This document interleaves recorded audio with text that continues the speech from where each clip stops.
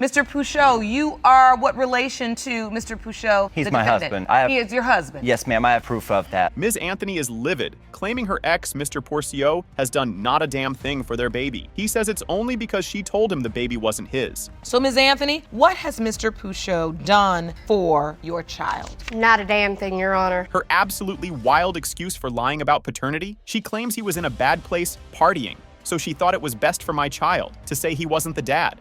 I did tell him that the child was not his, but Your Honor, he was not in a very good place in his life. He was partying, and I was partying too, but once I found out I was pregnant, I put all those things aside and did what I had to. But he says she told him her ex-boyfriend was the father and that she was pregnant before they even met. Who is telling the truth in this convoluted mess? But she told me that I wasn't the father. Later on, I did tell her you wasn't the father. Her ex-boyfriend was the father, that she was pregnant before she met me. Their relationship was just a party relationship, but after 25 minutes of pleasure, she says, he vanished, and she's been buying every single diaper ever since. We had mainly a party relationship, to be honest with you. Like, that's what our relationship consisted of. Neither one of us were ready to be in a relationship nor have a child. Were you using protection? No, Your Honor, we were not. And he was there, so that's why I'm mainly upset. You were there for the 25 minutes of pleasure. Well, it's been 9 months, and I bought every diaper. Plot twist of the century. She didn't just cheat on him. He cheated on her with his now husband.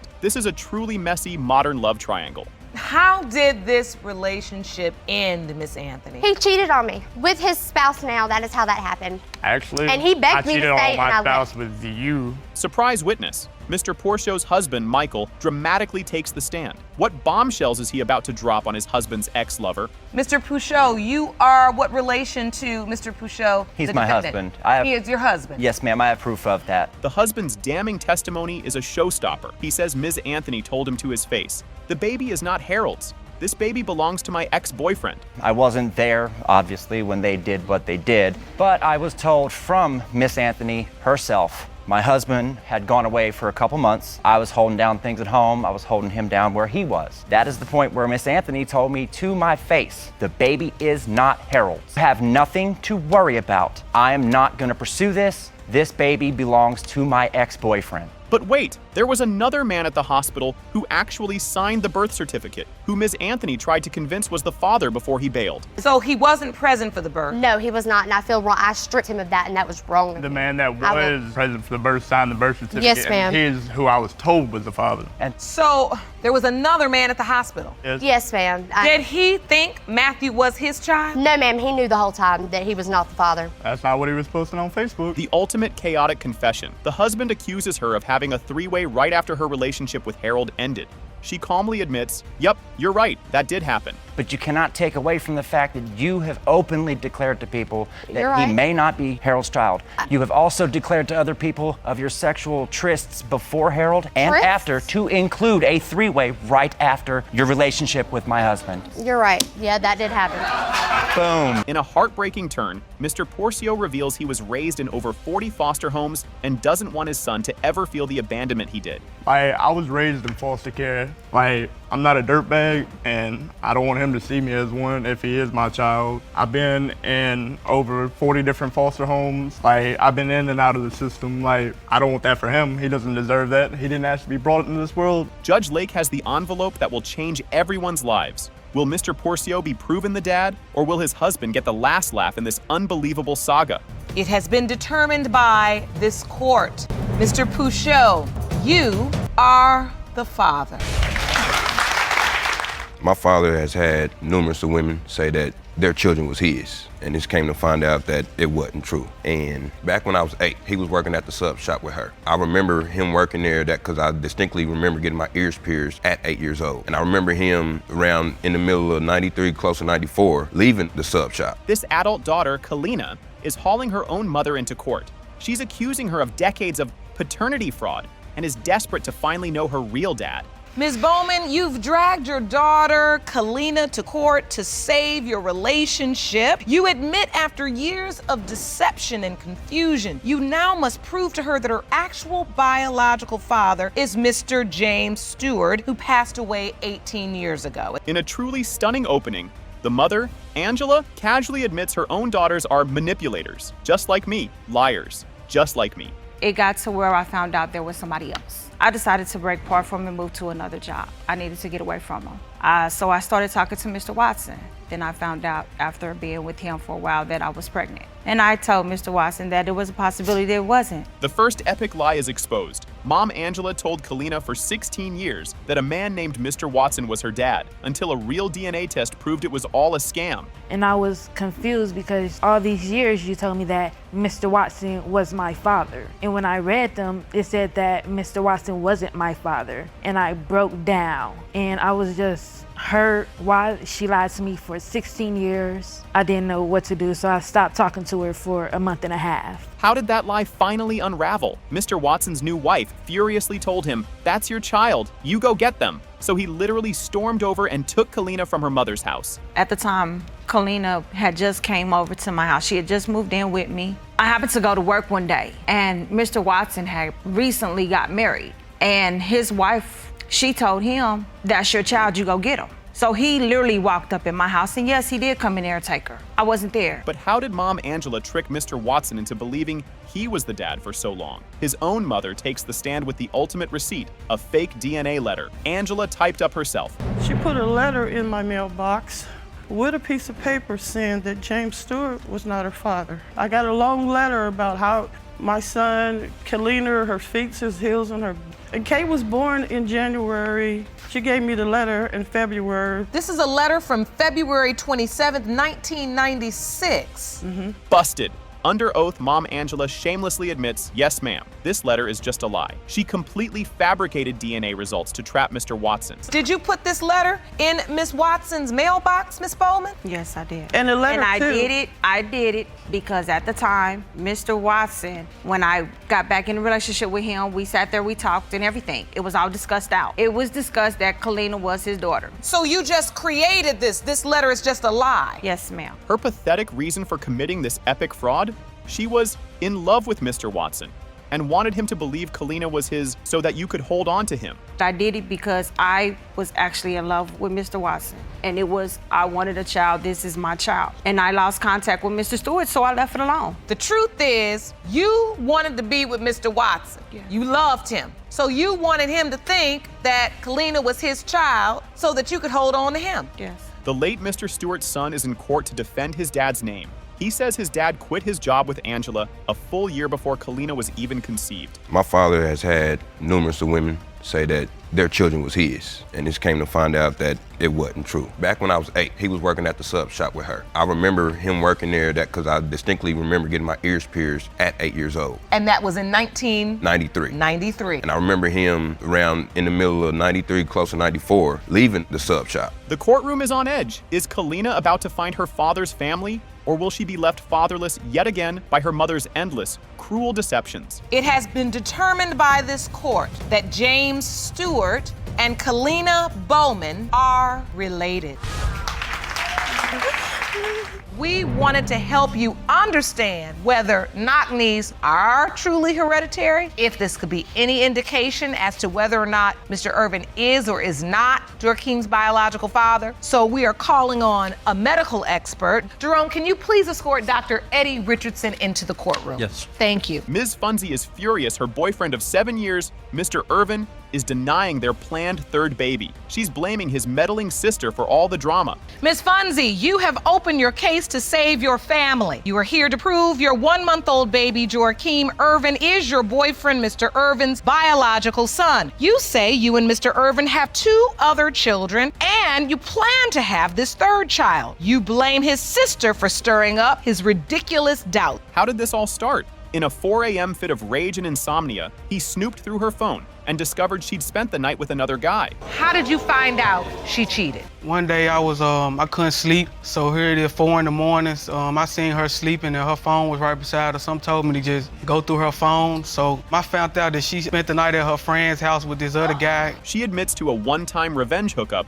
because he cheated first. She swears up and down she used protection, but is she telling the whole truth? You said you cheated. How did you end up cheating? I cheated the night of my friend's dinner because I had wanted to get revenge for him cheating on me. And then once I talked to the guy and I hooked up with him the night of my friend's dinner, and we had used protection, and I had sex with him one time. His doubt explodes after seeing the ultrasound paperwork. He and his sister claim Ms. Funzie scribbled over the conception date to hide how many weeks she really was. When we went to the mobile ultrasound, I wanted to see how many weeks she was, and when she came out with the paper, I couldn't understand the number of how many weeks she was. Saw the lady hand me the paper off the bus. You parked right out, saw her hand me the paper. I didn't know if she was pregnant by me or someone else, so I just let it go. She wrote it was simple. I didn't write nothing. That's not my handwriting. The lady's signature on there. Her bizarre scientific proof that he's the dad, she hysterically claims baby Joachim has knock knees, just like Mr. Irvin and their other 2 kids. Do you have any doubt? No, I don't have any doubt because they look alike. They all have knock knees just like Jordan. You even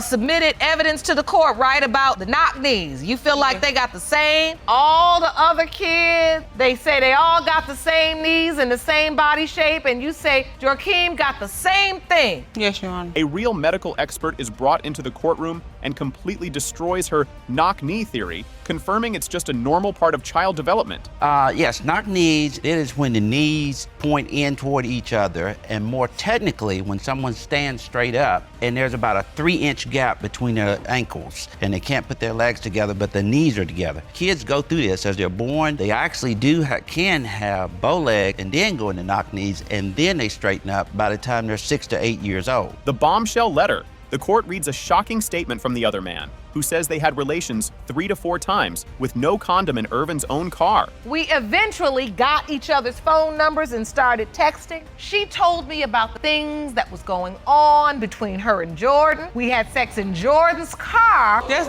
a did use somebody made a fake protection. page. That's Jordan. Why is you lying to me? Jordan, I'm not lying to you. If this not my baby, I'm through with this relationship. Okay, that's fine. That's fine. Is that on it? Caught in a web of lies. After swearing it was just a one-night stand, Ms. Funzie is forced to admit on the stand that it was actually more than one time. Miss Funzie, is there something that you just need to tell the court and be honest about? It's gonna tell the truth. So was it just a one-night stand? No. Or did you have sex with this other man more than one time? Yes, Your Honor. It was more than one time, or it was a one-night stand? It was more than one time. You go get Okay. it. You lied. Mr. Irvin's sister has a complete breakdown in court, sobbing at Ms. Funzie. Just be honest. Hey, I messed up.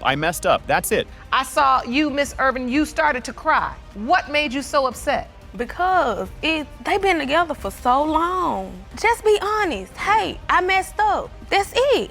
It's up to Jordan to accept it whether it's his child or not. Your name on the birth certificate, why not? I ain't gonna question her motherhood. She a good mother to her children. Judge Lake delivers an epic lecture on intimate revenge, telling Ms. Funzie, we women, we lose that game because we end up pregnant. Miss Funzie, we lose that game. We lose that. I don't understand when women are gonna ever get this. We need a Facebook post about this. Tit for tat, sexual revenge. We don't win that game. And we do this tit for tat thing and we lose because we end up pregnant. Judge Lake has the envelope that will settle this cheating chaos. Is Mr. Irvin the father, or will his 4 a.m. phone snooping be spectacularly vindicated? It has been determined by this court. The biological father is Mr. Winfield. I know what I told you. I knew it wasn't his baby. But Jordan, when hold I on. went to the hospital. I am ready to hear from Mr. Santavius Knight myself. Jerome, please escort him into the courtroom. Hold on, what y'all thought? Mr. Jordan claims Ms. Heim totally tricked him into signing the birth certificate, even brazenly lying that the other potential dad already took a DNA test that came back negative. Mr. Jordan, you claim the defendant tricked you into signing her daughter's birth certificate and being a daddy. But 2 years later, you were told that another man is her biological father. You opened your case because you want DNA proof you are not the father so you can get your name removed from the birth certificate. Ms. Heim casually admits she slept with another man, one time, right when the baby could have been made, but then ridiculously insists she magically just knows Mr. Jordan is the father.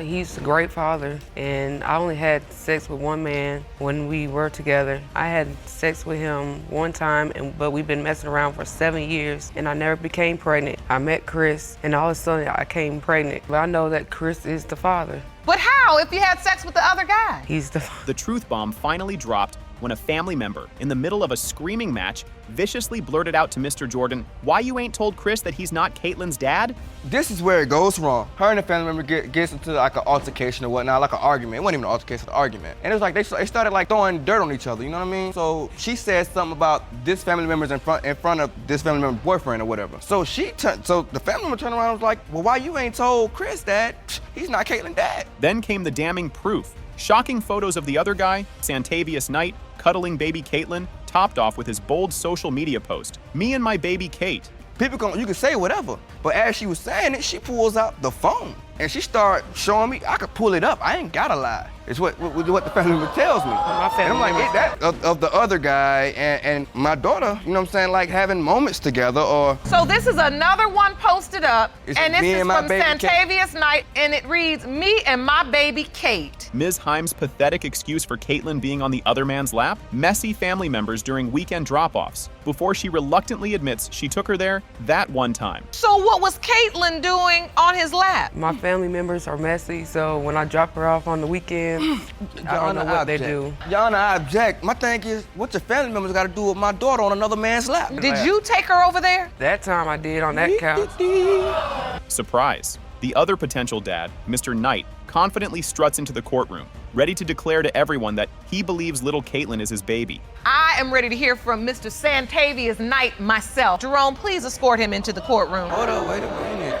Y'all thought I was finished. Mr. Knight then unleashes another bombshell. Ms. Heim allegedly told him, "It's not Chris, you touch me, and I get pregnant," and even promised to fix the birth certificate later. She told me when she got pregnant, she like, "I'm pregnant." I'm like, "What you telling me for?" She like, "Well, it's not Chris, cause me and Chris been together a year and a half, and we ain't got pregnant. Soon you touch me, I get pregnant." No, he's lying. She told me that it was my baby. She said, "I'm pregnant." I said, "What you telling me for?" She said, "Cause it's young. Telling me I love you when you get home. I let somebody else sign a birth certificate. I'm gonna fix it when you get home. Did it and third." I'm like, "Okay, say no more." Busted again. Both Mr. Jordan and Mr. Knight reveal Ms. Heim tried to get them each to come over to her house just a month ago, cause her new dude tripping. Do your family members? That's a lie. She just tried to get me to come over a month ago. They tried to get me over to come smash that a month ago. You said she just tried to get you to come over a month ago? To her house. Told me that Yes, same Mr. thing too, Your Honor. How I know A where month you ago. stayed. What did she say? Hey, I need somebody to come over here and stay with me because you know my new dude tripping and yada, yada, yada. Exactly. Now, for real. After Judge Lake furiously calls out her constant smirking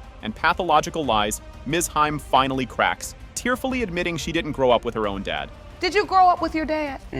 You just fine.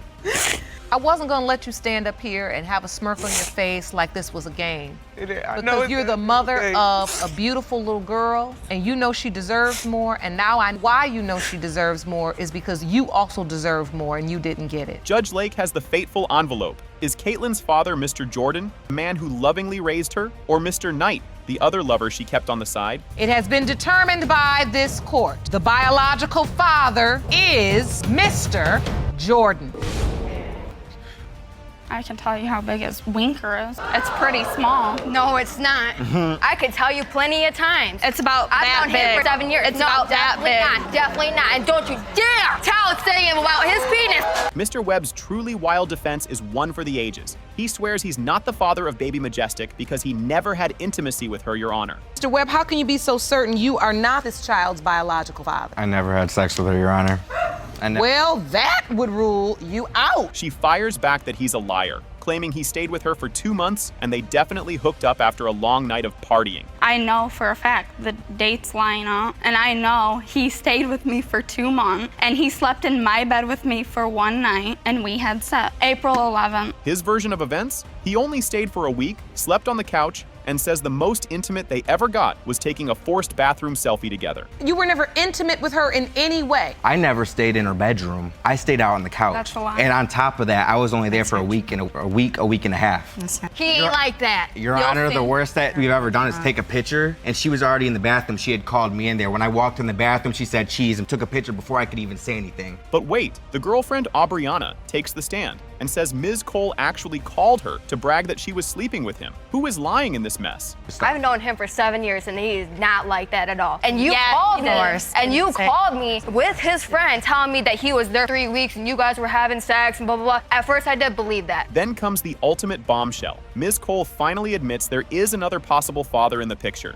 so her 100% certain claim was a total lie. I've been trying to figure out There's the one last reason year. why I'm here. Her To dad know is. for sure he's the dad, because I did have another partner. It was a month. The girlfriend gets absolutely savage, declaring that baby is white. He is dark. Ms. Cole weakly defends that she's part Puerto Rican, but is this a clue? Look, she looks just like him. That baby's white. He is dark. I'm sorry, but I'm Puerto Rican. Okay. Ms. Cole's story completely unravels. She was for certain that the other guy was the dad, until her due date mysteriously changed by a whole month. I was for certain that the other guy was the dad until my due date got changed a month ahead, which would make him the dad. It went from February 22nd to January 28th. His girlfriend absolutely loses it, jumping to her man's defense and screaming, "No, it's not, definitely not," defending his honor and his size to the entire courtroom. I can tell you how big his winker is. It's pretty small. No, it's not. I could tell you plenty of times. It's about that I've known him big. for 7 years. It's no, about that definitely big. not. Definitely not. And don't you dare tell Sam about his penis.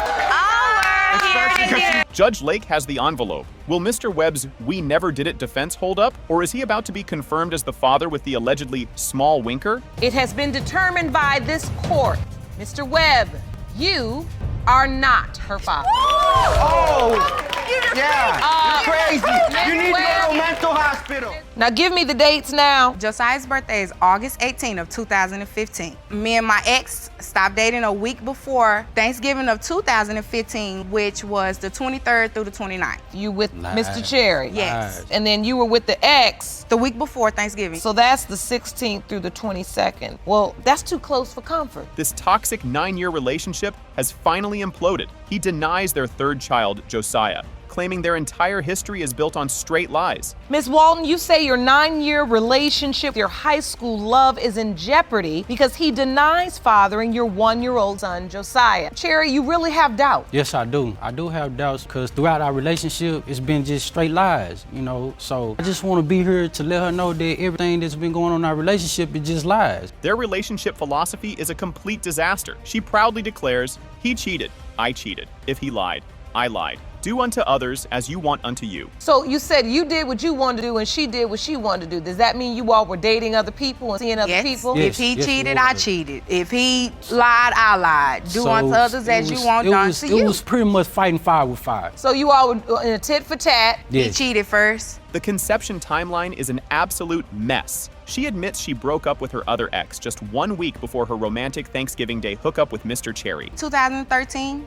I had met my ex, and we were together up until the week before Thanksgiving of 2014. I didn't get conceived with Josiah until the week of Thanksgiving. We ended up having sex. That's when my son was conceived. But when my son was conceived, I had stopped messing with my ex a week before. So ain't no possibility that that is Her truly wild defense for the overlap? She claims she used protection with the ex, but not with Mr. Cherry, because if she uses one with him, then she's questioning him. Were you and your ex using protection, Miss Walton? Yes. Now, with Mr. Cherry, I don't use protection. I don't think I need to. If I do, I'm questioning him. But for my ex, I did use protection, so it's no possibility that Josiah is his son. The calendar of chaos proves the conception window for Josiah overlaps with both men.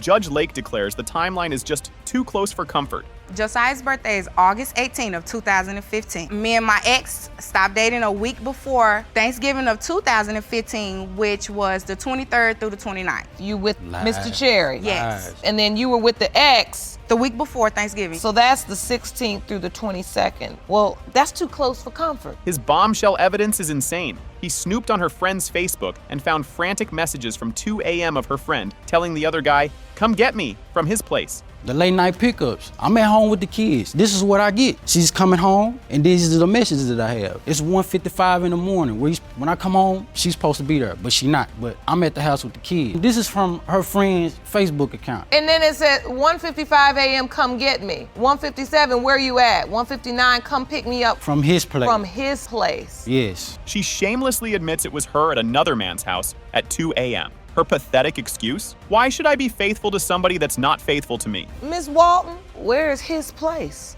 Probably at his house. And at that time, he was cheating too. So why should I be faithful to somebody that's not faithful neither, Jan? Despite his intense, swirling doubts, He was there for the birth, cut the umbilical cord, and even signed the birth certificate because he felt it was his responsibility. If it wasn't his son, why sign the birth certificate? Why be there? I Why was a cut head the umbilical father. I was cord? a- Why 'cause leave I'm my not son trying on to to that live in being lies. your son and then So all wait, of a he sudden cut the it's not? umbilical cord? I cut the umbilical cord. I was there at the hospital. I was there through all Held the him, pregnancy. all I was that. through there through Rubbed my OBGYN. swollen, all that. I was there. There. Throughout the whole 9, I was there. Her final, absolutely shocking threat before the results are even read: when he starts cheating, I'll probably call him the ex back. This toxic cycle will never end. Are you still in touch with the ex, Miss Walton? No, he's out of sight, out of mind, Your Honor. What does that mean? When he start cheating, I'll probably call him back. I mean, Judge Lake has the envelope that will settle this high school sweetheart disaster. Is Mr. Cherry the father, or was Ms. Walton's revenge more successful than she thought? It has been determined by this court. Mr. Cherry, you are the father.